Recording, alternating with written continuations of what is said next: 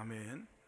할렐루야. 우리 서로 인사하시겠습니다. 잘 오셨습니다. 반갑습니다.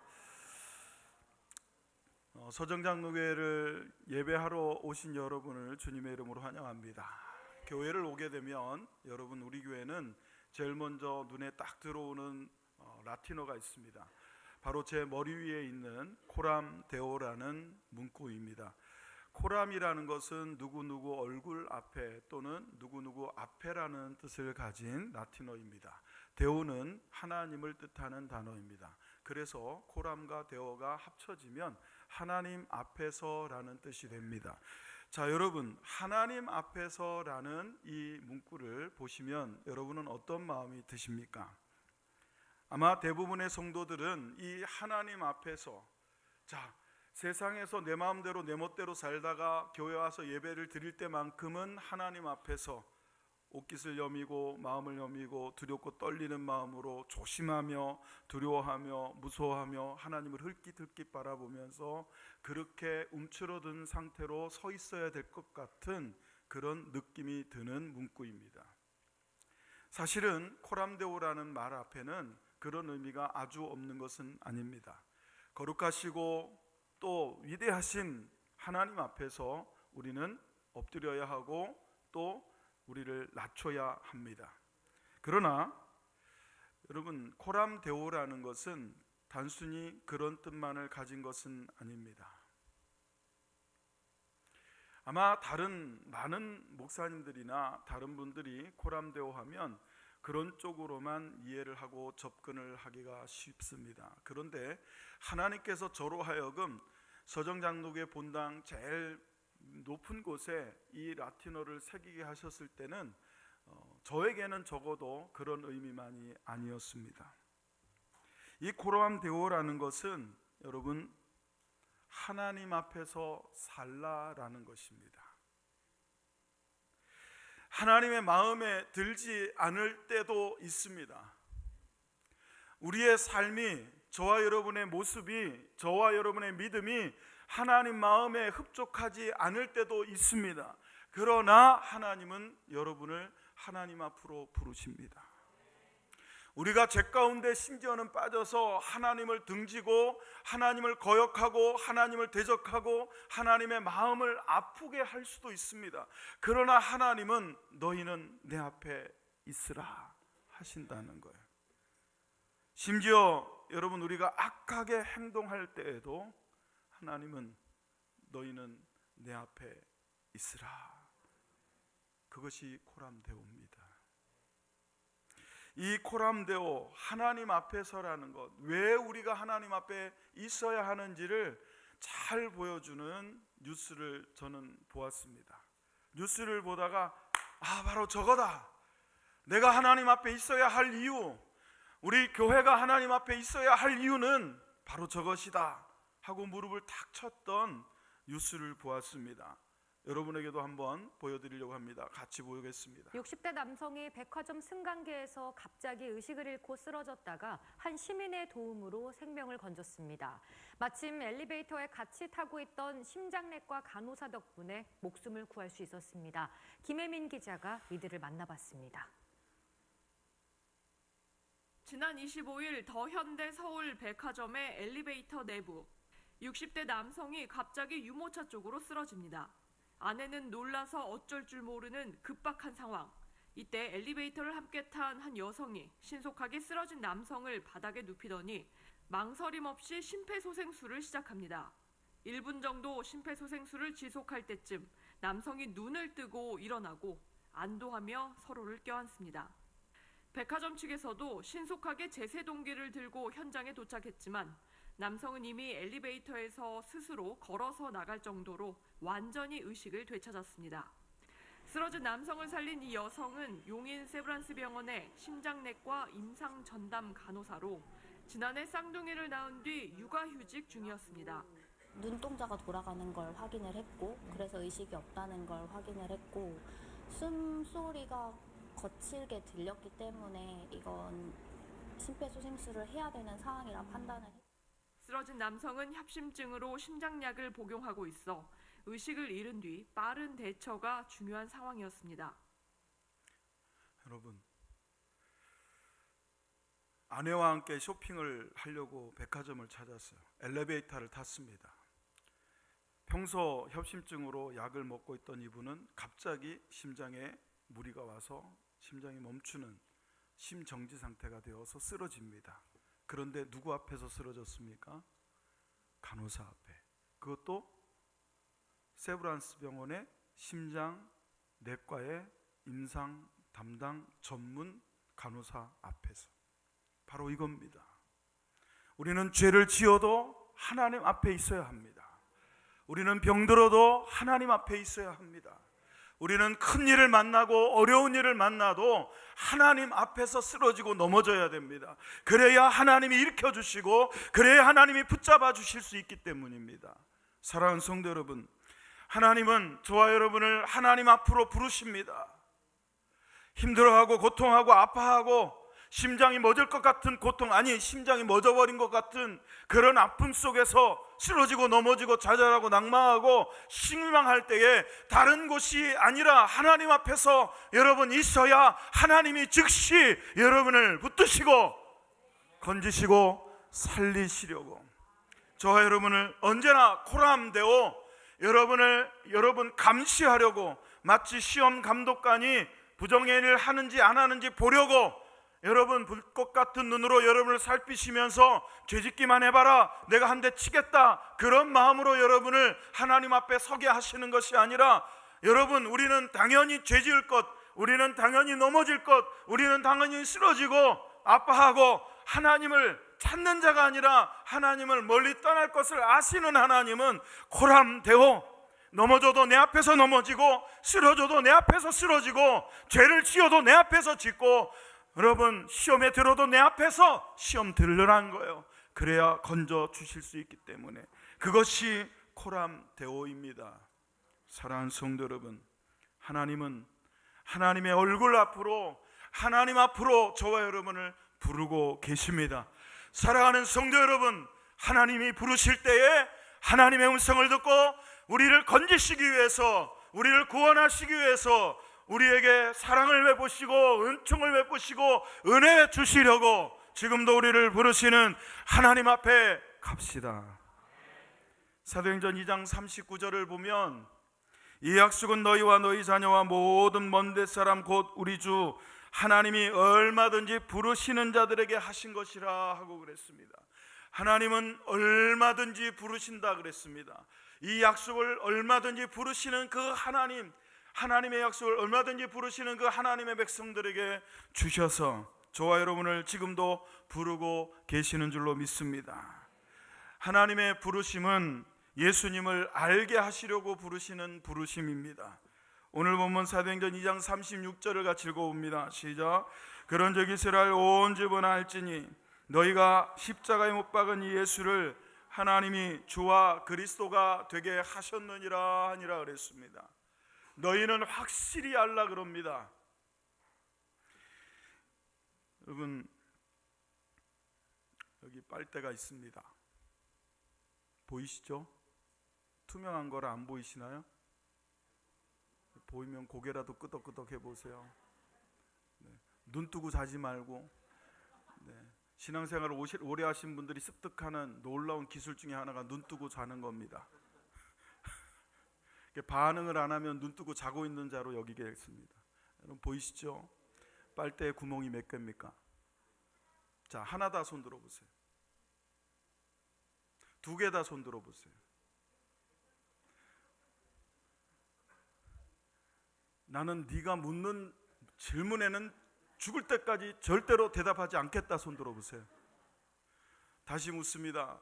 빨대는 구멍이 한 개다. 손 들어보세요. 네, 내리시고. 두 개다. 손 들어보세요. 내리시고. 하나도 없다. 손 들어보세요. 여러분 웃으시는데요, 이걸 물었을 때 여러분 사람들이 한 개도 없다라고 대답한 분도 있었습니다. 왜냐하면 한 개도 없다라고 대답한 분은 이런 논리예요. 빨대의 구멍이라는 건 결국 이렇게 직사각형의 모양의 어떤 것을 이렇게 더 마른 거기 때문에 실제로는 구멍이 뚫린 게 아니다. 놀라운 접근 아닙니까? 한계라고 하신 분은 왜 한계라고 하셨습니까? 사실은 앞과 뒤에 구멍이 있는 듯 보이지만 하나로 연결되어 있기 때문에 실제로는 구멍은 하나뿐이다, 이렇게 생각을 하시는 거예요. 두 개라고 생각하시는 분은 무슨 말이냐, 이쪽에 있고 이쪽에 있으니까 네가 빨면 들어오지. 여러분, 누가 이걸 궁금해할까요? 누가 빨대로 음료를 마시면서 빨대가 구멍이 한 개인지 두 개인지를 묻고 궁금해하면서 그걸 알고 싶어하면서 빨대를 사용하는 분이 있을까요? 여러분, 사실은 빨대가 구멍이 한 개든 두 개든 그거 묻거나 고민하지 않아요. 우리는 그냥 씁니다. 써도 돼요.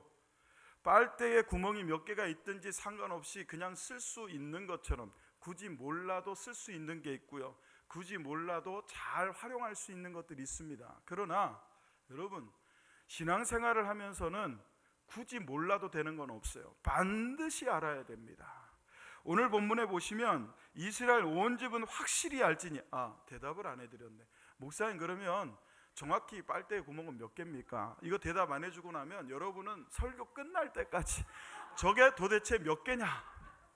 수학적으로는요, 여러분, 이게 참 웃기는 얘기인데 아무튼 영상을 한번 보세요. 안 보여드리려고 그랬는데 한번 보세요. 도대체 빨대의 구멍은 몇 개인 걸까? 일단 39초 컷 커뮤니티 투표에서는 대다수가 구멍은 한 개라고 투표를 했는데요. 먼저 빨대에는 여러 파가 있습니다. 일단 연계파는 빨대의 구멍을 뚫은 것이 아니라 넓은 플라스틱 판을 돌돌 만 것이기에 연계라고 생각했고, 가장 많은 사람들이 투표했던 한계파는 빨대는 하나의 긴 구멍일 뿐이라는 생각을 가지고 있습니다. 예를 들어 도넛의 구멍이 두 개라고 말하지 않는 것처럼 한계파는 빨대는 구멍이 한 개라고 합니다. 마지막 두 개파는 이들은 빨대의 양쪽에 구멍이 있다고 주장하고 있습니다. 위에 뚫려 있고 밑에 하나 더 뚫린 것이기 때문에 두 개라고 합니다. 수학적인 관점에서 볼 때에는 빨대의 구멍은 한 개라고 하네요. 이런 영상 굉장히 좋아요. 저를 참 도와주는 영상이에요. 제가 빨리 배속을 올린 게 아니라 이 사람은 워낙 이런 식으로 빨리 말을 해요. 여러분, 수학적으로는 하나가 맞대. 그걸 위상배열 수학이라고 그래요. 이거 말이죠. 이거는 지금 39초짜리인데 조금 잘랐어요. 근데 이 빨대가 구멍이 몇 개냐를 가지고 수학적으로 10분간을 떠드는 가르치는 영상도 있어요. 결과적으로 여러분, 한계라고 하신 분들이 수학적으로는 제일 맞다는 거예요. 여러분, 이렇게 연구하고 수학적으로 접근을 해야만 빨대를 쓸 수 있는 건 아니라는 거예요. 하지만 신앙에 있어서는, 하나님을 아는 것에 있어서는요, 깊이 고민하고 연구하고 여러분 잘 알아야 됩니다. 확실히 알아야 됩니다. 하나님을 확실히 아는 여러분 되시기를 예수 이름으로 축원합니다. 여러분, 사도행전 2장 39절에 여러분, 이 알다라는 단어가요, 이해하다, 알다, 그리고 여기서 파생해서 관계를 맺다. 왜? 관계를 맺어야 사람은 아는 거니까요. 하나님과의 관계를 맺어서 알다, 이런 의미로 확장이 됐어요. 그래서 이 알다라는 단어는 인식하는 거예요. 하나님이 우리를 부르시는 이유, 하나님 면전으로 우리를 부르시는 이유는 무엇이냐면, 여러분을 불러서 무언가를 알도록 하시기 위해서 부르신다는 거예요. 근데 뭘 알도록 하시기 위해서 우리를 부르셨느냐? 오늘 본문에 여러분 2장 36절에 보시면, 그런즉 이스라엘 온 집은 확실히 알지니 너희가 십자가에 못 박은 이 예수를 하나님이 주와 그리스도가 되게 하신 것을 알라 그럽니다. 자, 여러분 보세요. 너희가 그랬어요. 지금 이 설교를 듣고 있는 사람들은 이스라엘 백성들이에요. 사도행전에 보면 설교가 19번이 나옵니다. 그래서 어떤 신학자는 사도행전을 성령행전이라고도 부르고 사도행전이라고도 부르지만 사실은 설교행전이라고 불러야 된다고 주장하는 분도 있습니다. 베드로의 설교가 8번 나오고, 야고보의 설교가 1번, 스데반 집사님의 설교가 1번, 사도 바울의 설교가 9번이 나오는데, 그 19번의 설교 가운데 오늘 본문 우리가 읽은 사도행전 2장 36절로 39절의 이 말씀은 베드로가 예루살렘 사람들을 향하여 설교 중에 일부분입니다. 자, 약 50일 전에 예루살렘에 살던 이스라엘 사람들은 예수님을 십자가에 못 박아 죽였습니다. 그들 모아놓고 베드로가 설교하고 있는 거예요. 3,000명이 넘는 인원이 모였습니다. 왜냐하면 나중에 이 설교를 듣고 회개해서 세례를 받은 숫자를 3,000명이라고 하고 있으니까 그 이상 모였다고 봐야 됩니다. 3,000명 이상이 모인 그 사람들을 향하여 너희가 바로 예수를 십자가에 못 박아 죽였다. 그런데 하나님은 너희가 십자가에 못 박아 죽인 그 예수님을 다시 살리셔서 할렐루야 주가 되게 하시고 그리스도가 되게 하신 것, 그것을 너희는 알라, 이렇게 말합니다. 여기 주라는 단어를 헬라어로는 키리오스라는 단어를 씁니다. 자, 한번 해보세요. 키리오스. 그리고 히브리어로는 아도나이라고 그럽니다. 키리오스라는 단어는 주인, 주 그런 뜻입니다. 아도나이도 주 그런 뜻이에요. 자, 여러분이 하나님의 이름을 여호와라고 알아요. 그 여호와라고 하는 단어를 쓰면 어떻게 되냐면 여러분 영어로는 YHWH 이렇게 돼 있어요. 이 네 글자를 신성사문자라고 그럽니다. 거룩한 하나님의 이름을 가진 네 개의 문자. 그래서 이 신성사문자 YHWH 여기에다가 아도나이 할 때 이라고 하는 이 모음을 이 자음에다 갖다 붙이면 여호와라고 발음이 돼요.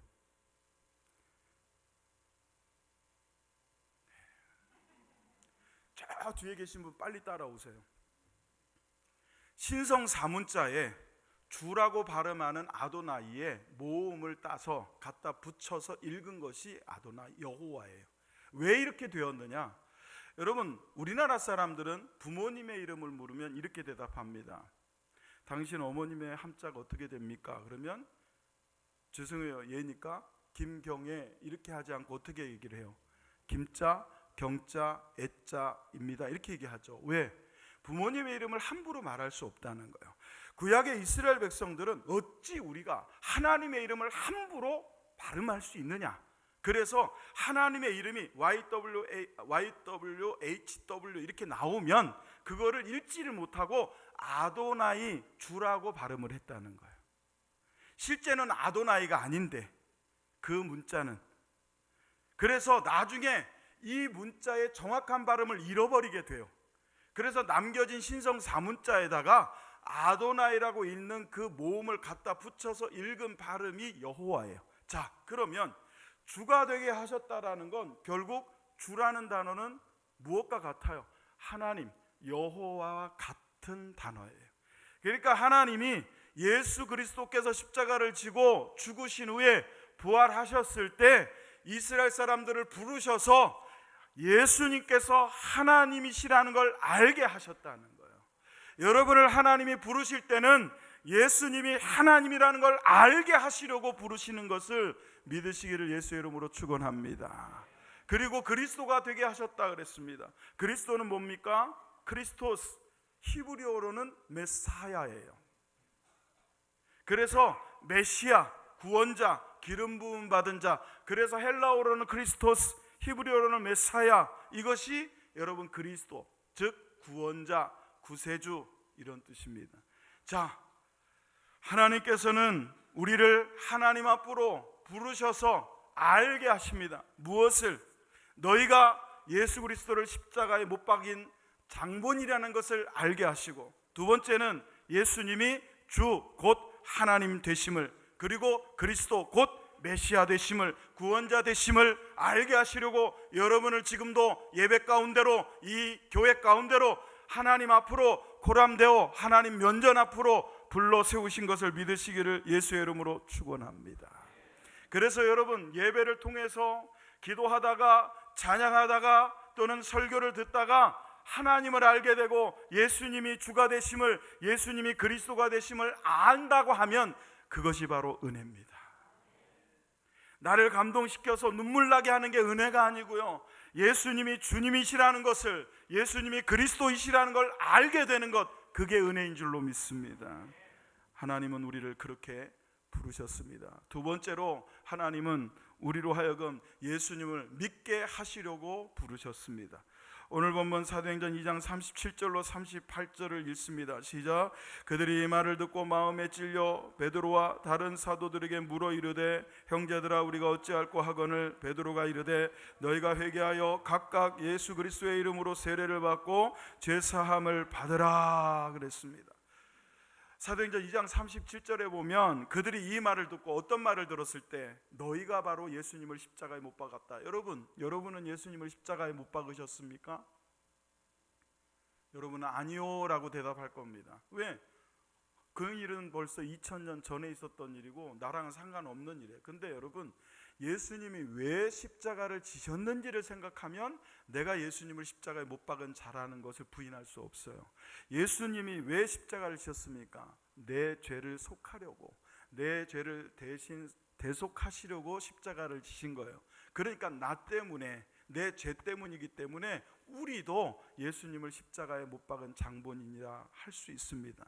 이 말을 들었을 때에 여러분, 50일 전에 예수님을 십자가에 못 박으라고 소리쳤던 그 이스라엘 백성들이 마음의 찔림을 받았다 그래요. 여기 마음의 찔림을 받았다 할 때 이 찔림이라는 단어가요, 헬라어로는 카타니게산이라는 단어를 씁니다. 이 카타니게산이라는 단어는 어떤 뜻이냐면 격하게, 격렬하게 찔러서 관통시키다, 그런 뜻입니다. 한 번에 관통이 안 됐어. 그러면 계속 관통이 될 때까지 찌르는 행위, 그게 카타니게산이에요. 이 카타니게산이라는 이 단어를 그리스의 유명한 시인이었던 호머는 말들이 막 평야를 달립니다. 거칠게 달립니다. 속력을 최고로 속력을 높여서 달려요. 그럴 때 그 말발굽에 의해서 땅이 움푹 패인 상태, 그 상태를 표현할 때 카타니게산을 썼어요. 그러니까 이스라엘 백성들이 이 베드로의 설교를 들었을 때 예수 그리스도께서 십자가에 죽으시고 하나님은 그분을 다시 살리셔서 주와 그리스도가 되게 하셨다, 너희가 바로 예수님을 십자가에 못 박은 자들이다라고 하는 이 설교를 들었을 때 유대인들의 마음은, 그들의 심령은 마치 강력한 창으로 여러분 두꺼운 방패를 찔러 관통시키듯이 그들의 마음의 찔림을 받고 말발굽이 땅을 지축을 흔들듯이 움푹움푹 패이듯이 그렇게 강력하게 쳐서 그렇게 흔적을 남겼다는 뜻입니다. 사랑하는 성도 여러분, 위급할 상황일수록 사람들은 목소리가 커집니다. 불이 났어요. 불이 났는데 불이야,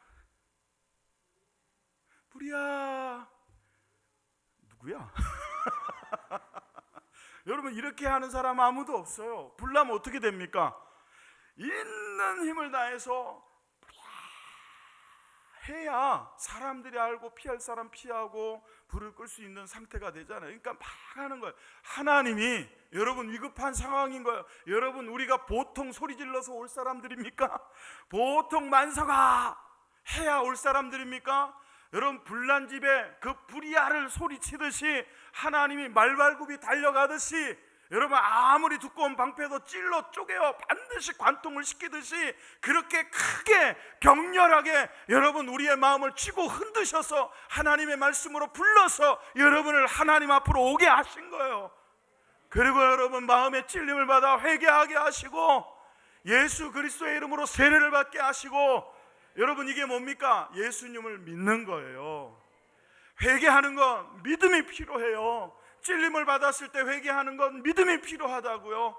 예수의 이름으로 세례를 받는 건 믿음이 필요한 거예요. 그래서 하나님은 말씀을 통하여 이 말을 들을 때에 그랬어요. 베드로의 설교를 들을 때 저와 여러분에게도 하나님이 이 설교를 통하여, 하나님의 말씀을 통하여 마치 여러분 창으로 우리의 심령을 찔러 관통시키듯이 격렬하게 두들기고 격렬하게 찔러서 돌아오라고 외치고 계십니다. 그 음성을 듣고 우리는 주님 앞에 울며 손 들고 온 거예요. 코람데오, 예수를 믿어 예수 그리스도의 이름으로 세례를 받고 죄사함을 얻게 하시려고 하나님은 우리를 부르신 줄로 믿습니다. 마지막 세 번째로 하나님은 예수님을 따르게 하시려고 우리를 부르고 계십니다. 사도행전 2장 38절을 같이 읽습니다. 다 같이 읽겠습니다. 시작. 베드로가 이르되 너희가 회개하여 각각 예수 그리스도의 이름으로 세례를 받고 죄 사함을 받으라. 그리하면 성령의 선물을 받으리니. 아멘. 여러분, 성령의 선물을 주신다고 그래요. 자, 이 말을 듣고 회개하여 각각 예수 그리스도의 이름으로 세례를 받고 죄 사함을 받는 것까지 우리는 여기까지 다 인정하고 믿음으로 받아들입니다. 그런데 하나님은 우리를 불러놓으신 것이 여기까지가 아니고 성령의 선물을 주시려고 부르신다는 거예요. 여러분, 성령의 선물을 주시는 게 왜 예수님을 따르게 하시는 것일까요? 그것은 성경을 보면 알 수 있습니다. 요한복음 14장 26절을 같이 읽어봅니다. 시작. 보혜사 곧 아버지께서 내 이름으로 보내실 성령, 그가 너에게 모든 것을 가르치고 내가 너에게 말한 모든 것을 생각나게 하시리라. 여러분, 보혜사라는 단어 참 어렵죠? 헬라어로는 파라클레토스예요. 다 같이 해보세요. 파라클레토스. 파라라는 것은 전치사입니다. 무엇 곁에 이런 뜻이에요. 그러니까 파라솔 생각하면 돼요. 햇빛이 강렬하게 떼어 내리쬐는 해변가에서 파라솔, 그늘 곁에 이런 뜻입니다. 클레토스라는 건 변호자, 위로자, 중보자 이런 뜻이에요. 그러니까 파라클레토스, 보혜사라는 건 결국 여러분 곁에서 여러분을 위로해주고 여러분을 변호해주고 여러분을 중보해주고 안위해주시는 분, 바로 그 성령 하나님을 아버지께서 너희를 위하여 보내주실 텐데, 그 보내신 성령이 너희에게 임하시면 그가 너희에게 모든 하나님의 말씀을 가르치시고 내가 너희에게 말한 모든 것을 기억나게 하셔서 너희를 나를 따르는 자가 되게 하시리라. 아멘이십니까? 그래서 성령의 선물을 받는다는 건 곧 예수님을 따르게 한다는 뜻입니다. 요한복음 15장 26절을 또 읽습니다. 시작. 내가 아버지께로부터 너희에게 보낼 보혜사 곧 아버지께로부터 나오시는 진리의 성령이 오실 때에 그가 나를 증언하실 것이요. 여러분, 증언하신다는 게 뭡니까? 확실히 한다는 거예요. 예수님의 증언을 한다. 예수님을 증언한다는 건 예수님이 그리스도라는 것을, 예수님이 하나님이라는 것을 누가? 파라클레토스이신 성령께서 증거하시는 거예요. 누군가 여러분에게 보증을 선다. 그러면 여러분이 그 사람에게는 믿을 만한 사람이잖아요. 예수님을 성령이 보증해 주시는 거예요. 예수님을 증언하게 하셔서 예수님이 증언되었을 때 이제는 예수님이 하나님이라는 걸 확신하게 되고 예수님이 그리스도라는 것을 확신하게 되고, 할렐루야. 그러니까 여러분이 예수님을 믿는 건 여러분의 의지나 여러분 지식이 아니고 여러분의 어떤 결단이 아니고 성령 하나님의 이끄심인 줄로 믿습니다. 성령께서 여러분을 도우고 계시는 거예요. 믿도록 하시고 이끄시는 거예요. 증언하셔서 주님은 하나님이시다 끊임없이 증언해 주셔요. 의심이 생길 때마다 성령께서 알게 하시고 깨닫게 하시고 예수를 증언하십니다. 그렇게 해서 우리로 하여금 예수님을 따르게 하는 거예요. 그리고 또한 여러분, 요한복음 16장 13절 읽어봅니다. 시작. 그러나 진리의 성령이 오시면 그가 너희를 모든 진리 가운데로 인도하시리. 여러분, 요한은 이렇게 말합니다. 진리가 너희를 자유케 하리라. 여러분, 이 자유라는 게 얼마나 우리에게 행복을 주는지 아십니까? 자유를 잃어버리면 알아요. 자유롭지 못하게 되면요, 아무리 많은 것을 누리고 가지고 있어도 다 쓸데없는 것입니다. 자유라는 것은 우리를 행복하게 하는 가장 기본적인 여러분 권리입니다. 그런데 그 자유를 뭐가 줘요? 진리가 줘요. 예수님께서는 요한복음 14장에 자신을 향하여 이렇게 말씀하십니다. 내가 곧 길이요 진리요 생명이니. 진리가 무엇입니까? 예수님이 진리이신 줄로 믿습니다.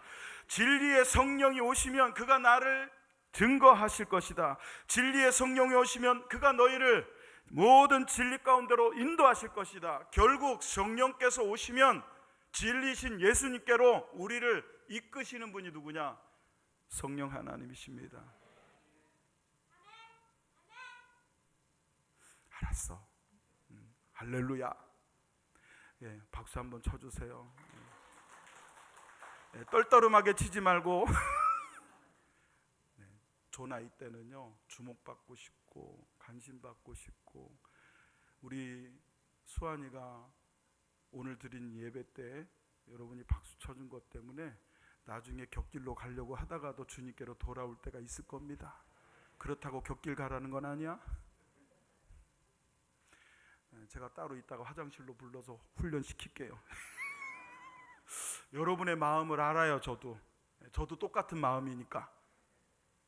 근데 예배 시간에 훈련시킬 수는 없으니까 조용히 제가 화장실로 불러다가 단단히 일러두겠습니다. 여러분, 진리의 성령이 오시면 그가 너희를 모든 진리 가운데로 여러분 인도하셔서 어떻게 하겠다는 거예요? 그분을 따르게 하시는 거예요. 그러니까 성령의 선물을 주신다는 건 다른 말로 하면 우리로 하여금 예수님을 따르게 하시겠다는 거예요. 여러분,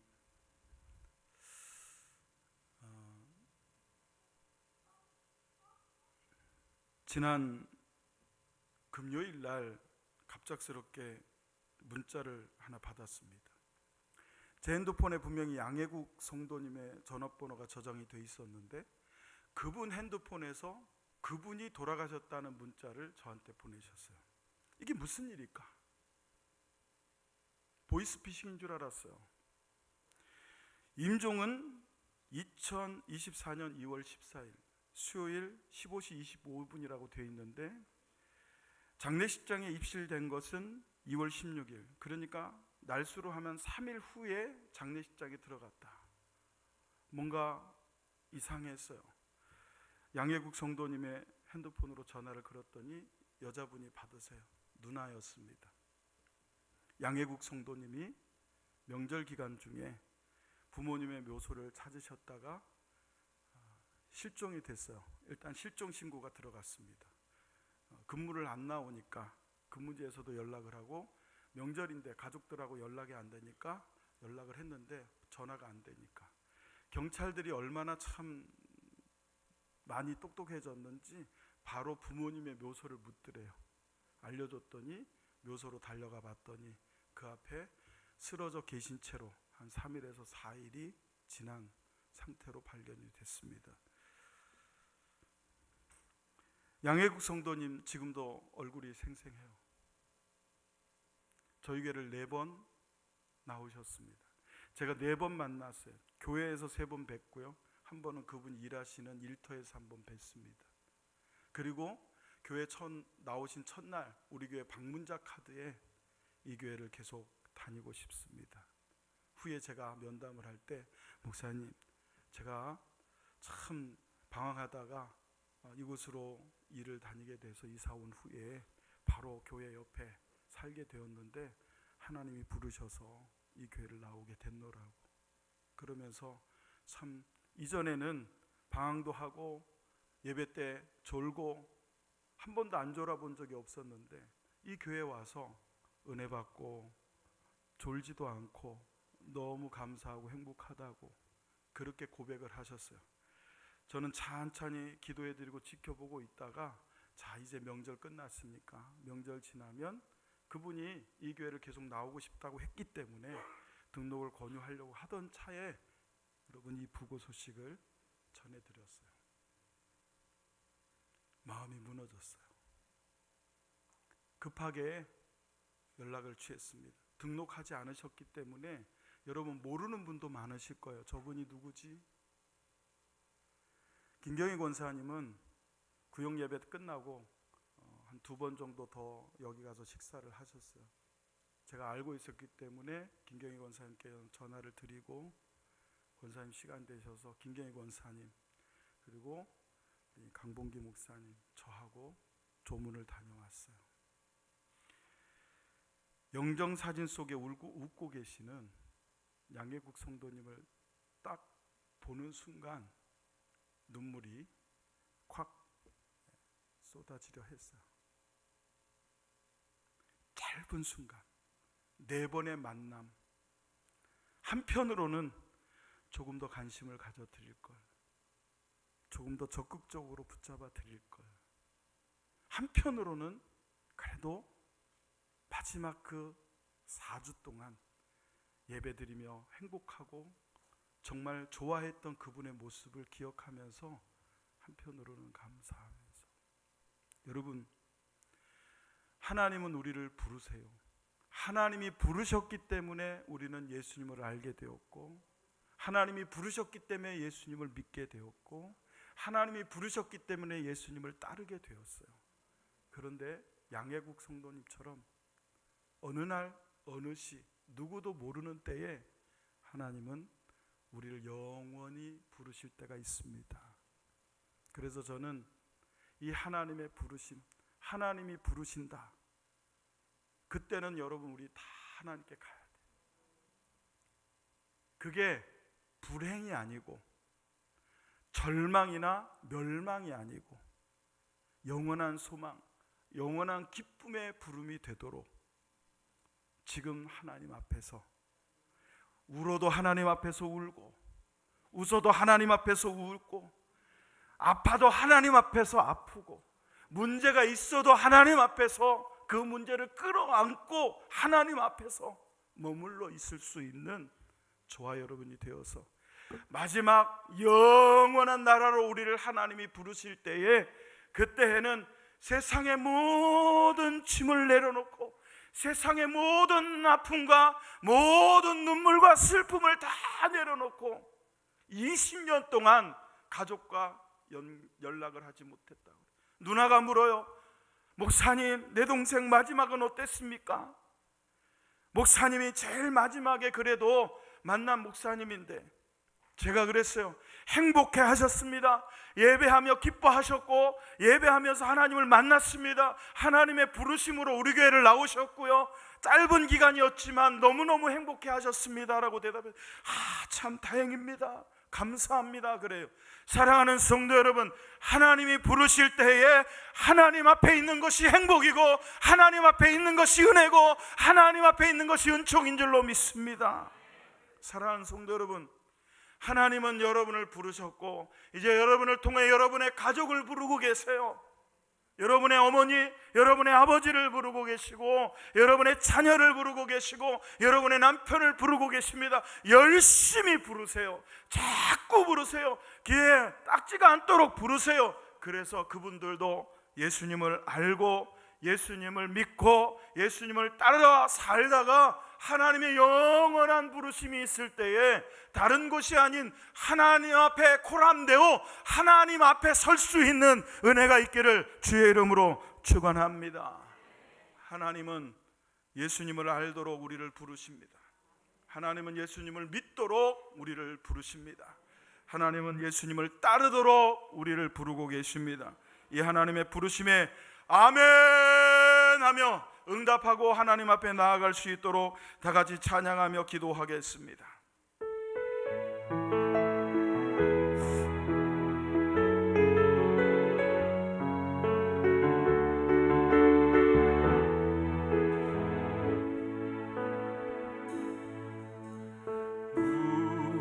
우리 주는 위대하며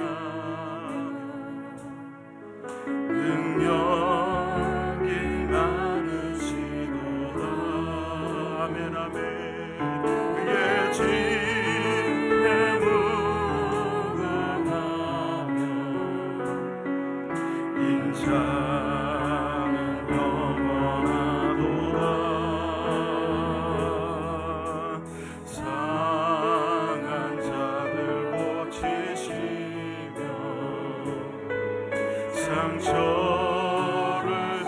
우리의 상처를 싸매주시려고 부르시는 하나님, 예수를 세시며 이름을 붙이셨도다. 그가 구름으로 하늘을 부시며 땅을 위하여 준비하시니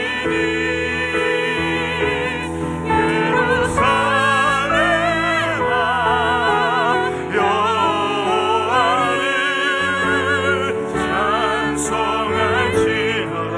내 하나님을 감사함으로 그 앞에 나가며 주님의 앞에 건배. 우리 다시 한번, 우리 주는 위대하시며 우리 주는 위대하신 하나님, 능력이 많으신 하나님이 우리를 부르고 계십니다.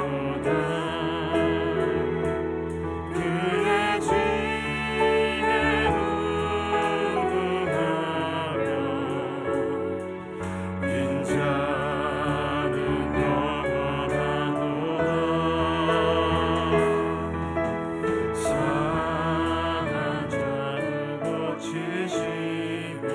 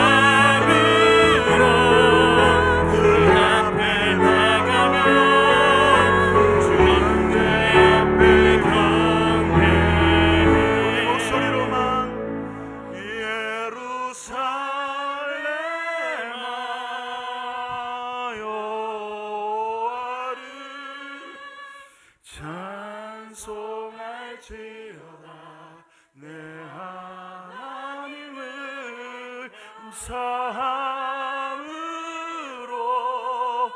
그 앞에 나가며 우리 다 같이 고람되어 하나님 앞에 오른손을 들고 나갑니다. 예루살렘아